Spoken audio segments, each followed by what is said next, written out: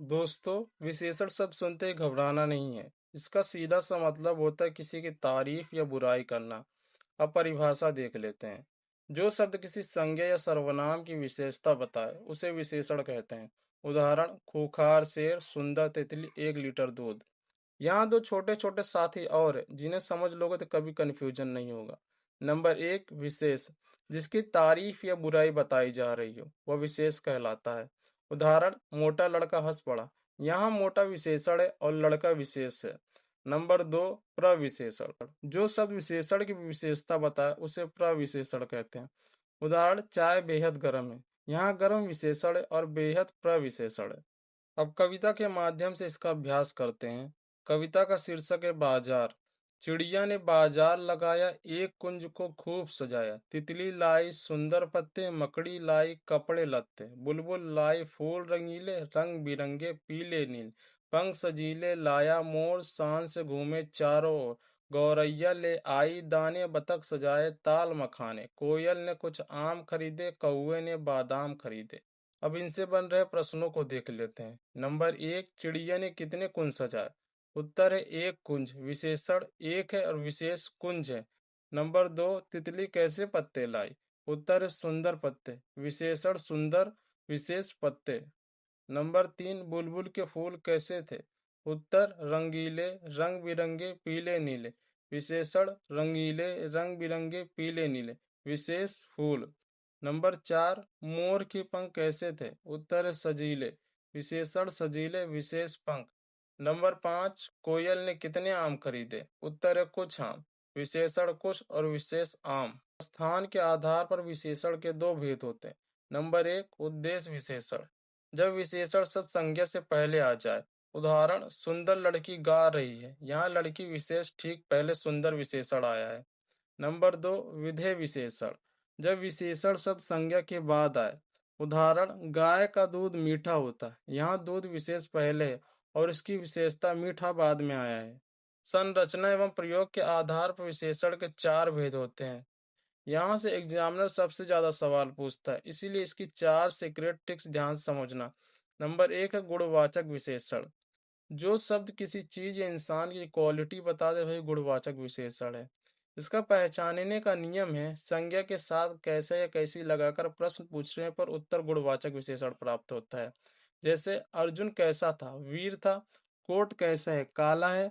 अर्थ और विशेषता के आधार पर इसके उपभेद देख लेते हैं।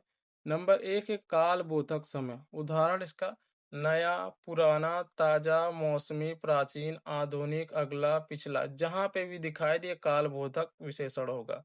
स्थान बोधक विशेषण: निचला, भारतीय, सतही, भीतरी, देसी, बाहरी, जापानी। रंग बोधक विशेषण: लाल, पीला, काला, नीला, बैंगनी, हरा, सफेद।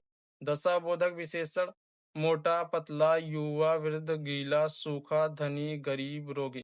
गुण बोधक विशेषण: अच्छा, भला, सच्चा, न्यायी, सीधा, सरल, दानी। दोष बोधक विशेषण: बुरा, कपटी, झूठा, पापी, दुष्ट, क्रूर। आकार बोधक विशेषण: गोल, चौकोर, तिकोना, लंबा, चौड़ा, नुकीला, सुडौल। ये जहां पर भी दिखाई दे सब वहां गुणवाचक विशेषण होगा। अब देख लेते हैं संख्यावाचक विशेषण। संख्यावाचक विशेषण पहचानने का तरीका है कि जहां पर भी आप गिनती गिन सके वहां संख्यावाचक विशेषण होगा। अब इसकी परिभाषा देख लेते हैं। जो शब्द हमें यह बताए कि कोई चीज या इंसान गिनती में कितने हैं उसे संख्यावाचक विशेषण कहते हैं। जैसे: 2 पुस्तकें, कुछ लोग, 10 रुपए आदि। इसके दो टाइप होते हैं, एक निश्चित संख्यावाचक विशेषण, दूसरा है अनिश्चित संख्यावाचक विशेषण। अब पहला देख लेते हैं निश्चित संख्यावाचक विशेषण। जहां फिक्स नंबर हो निश्चित संख्यावाचक विशेषण होगा। अब इसकी परिभाषा देख लेते हैं। जहां गिनती एकदम पक्की हो। उदाहरण: आज विद्यालय में 200 विद्यार्थी ही आए हैं। पहला लड़का ही मेरा भाई है। निश्चित संख्यावाचक के प्रकार। नंबर 1, गणनावाचक विशेषण। किसी चीज को सीधे अंकों में बताना। इसके भी दो भेद होते हैं। नंबर 1, पूर्ण संख्या बोधक। जहां नंबर एकदम पूरे हो। उदाहरण: 3 चोर, 1 किताब, 2 कमीजें। अपूर्ण संख्या बोधक। जहां अधूरे नंबर हो। उदाहरण: 2.5 किलोग्राम, 1.5 रुपया, 250 रुपये। नंबर 2, क्रमवाचक विशेषण। जहां लाइन में खड़े होने का नंबर पता चले कि कौन किस नंबर पर आया है। उदाहरण: पहला, दूसरा, तीसरा, चौथी, चतुर्थ। नंबर 3, आवृत्तिवाचक विशेषण। जहाँ चीजें मल्टीप्लाई होकर बढ़ रही हों। उदाहरण: दुगुना, तिगुना, चौगुना, सौगुना। नंबर 4, समुदायवाचक विशेषण। जहाँ आप एक की बात ना करके पूरे समूह या पूरे ग्रुप की बात करें। उदाहरण: चारों लड़के, दोनों भाई। नंबर 5, प्रत्येकवाचक विशेषण। जहाँ समूह में हर एक को अलग अलग दर्शाया गया हो। उदाहरण: प्रत्येक व्यक्ति, हर एक आदमी, एक एक नेता। नंबर 6, समुदायवाचक विशेषण। हिंदी में कुछ खास नंबरों के फिक्स नंबर होते हैं, जैसे वो नाम बोलोगे दिमाग में फिक्स नंबर क्लिक हो जाता है। उदाहरण: दर्जन बोलते ही आपके दिमाग में क्लिक होता है 12 नंबर।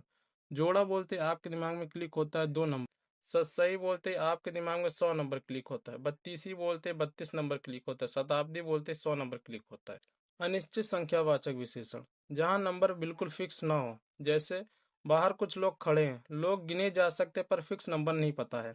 मैंने बच्चों को बहुत टॉफियां दी। टॉफियां गिनी जा सकती पर गिनती पक्की नहीं है कि कितनी है। अनिश्चित संख्यावाचक और अनिश्चित परिणामवाचक में अंतर। यदि चीज गिनी जा सकती, जैसे थोड़े सेब दे दो, तो अनिश्चित संख्यावाचक होगा। यदि चीज गिनी नहीं जा सकती, तौली या नापी जा सकती है, थोड़ा दूध दे दो, तो अनिश्चित परिणामवाचक होगा। नंबर 3, परिमाणवाचक विशेषण। जिसे गिना ना जाए, सिर्फ लीटर, किलो या मीटर में नापा तौला जाए, उसे परिमाणवाचक विशेषण कहते हैं। जैसे 5 मीटर कपड़ा, 10 लीटर दूध, थोड़ा जल आदि। इसके भी दो भेद होते हैं। निश्चित परिमाणवाचक, जहाँ किलो, लीटर या मीटर का पक्का नंबर पता ना हो। जैसे 2 किलो आम लाओ, उसका घर 5 मील दूर है। नंबर 2, अनिश्चित परिमाणवाचक।